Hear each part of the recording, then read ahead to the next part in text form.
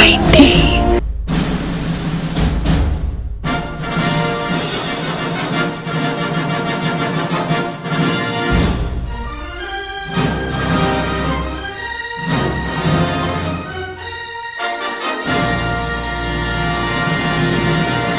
Let's continue the Ice Age 20th Century Studios countdown.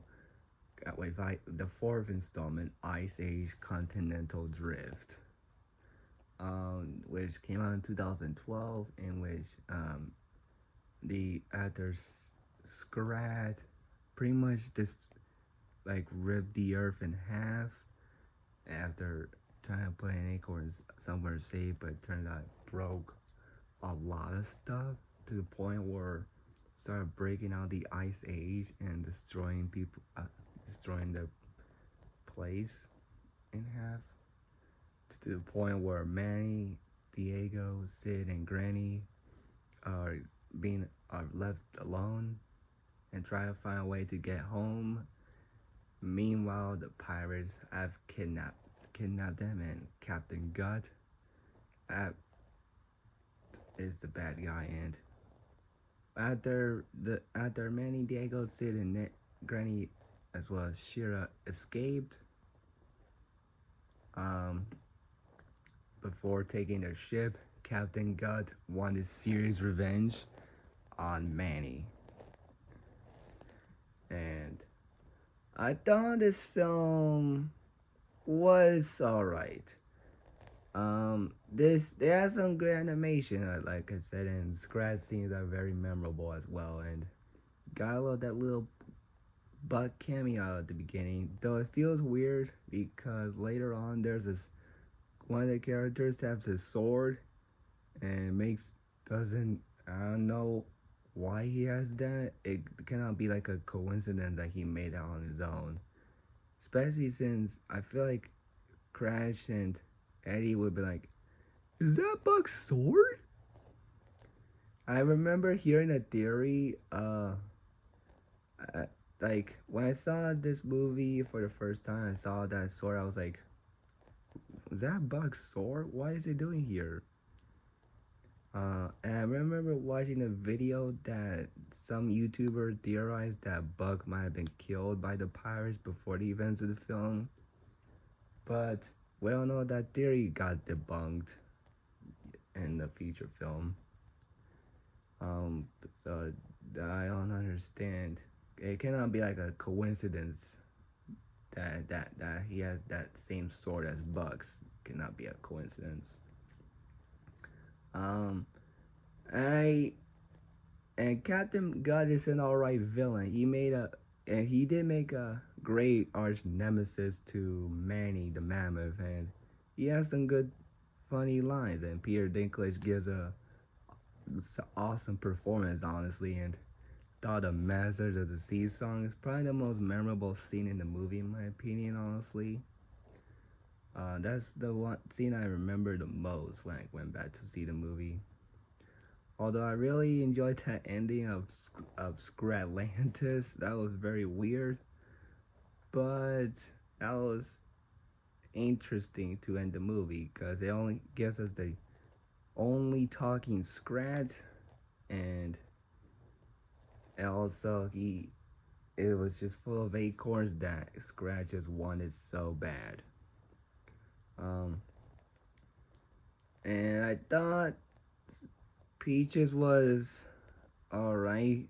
Of course, she has grown up to be a teenager immediately after being born in the previous film. And this film, Manny is being protective of her, even though she feels like she can take care of herself and wants to make friends.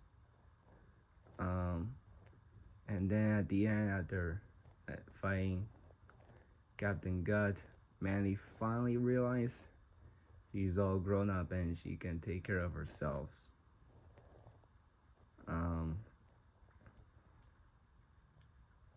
I thought Shira was a interesting addition to the franchise, where she is a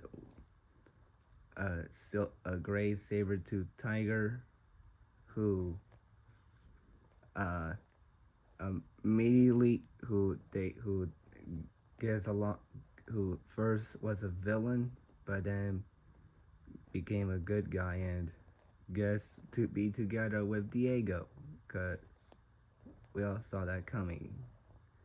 Um, but I thought Jello did an alright job, and I'll get to that song for a second. I'll tell you what that song is. I also love Granny was also funny in some scenes, and I also like that one scene where Sid, Diego, and Granny sees like are like hallucin like seeing the ones that they're in love with eat, but they're actually just monsters uh, tricking them before they could eat them. I thought it was a very weird scene, but it was colorful scene as well, honestly. Um, and also I love how those monsters turn into acorns when they attack Scrat, and like stepping on him just like how Scrat usually does stepping on Acorn. That was pretty funny. Um, and I also thought the We Are Family song, that was a very interesting song. I mean, they kind of make sense because they are sort of a family in a way. And it's sung by Jello and Queen Latifah, though the other actors does play a part in this song, which is kind of awesome. And I'm not gonna lie, I kind of wish this song was in every Fast and Furious movie, honestly. But just joking around. But I thought the song was alright. Didn't fully match the tone, the what the film was about, but it makes sense because they are family, basically. Um, it kind of a waste. It kind of also kind of sucks that Nick Frost is in the movie because I wish there was a scene with him and Buck. I thought that was kind of unfortunate they didn't do that, but whatever, I guess. Um, and I thought the pacing was a bit too fast. It's like 90 minutes or more movie, but it felt like a 30-minute film. Honestly, that's what it felt like. Honestly, the pacing felt a little fast, and but overall, I thought Ice Age 4 was alright. I didn't hate it, but I didn't love it like the previous three. But what you guys thoughts on Ice Age 4 Continental Drift? Let me know in comments below. Peace out. Bye.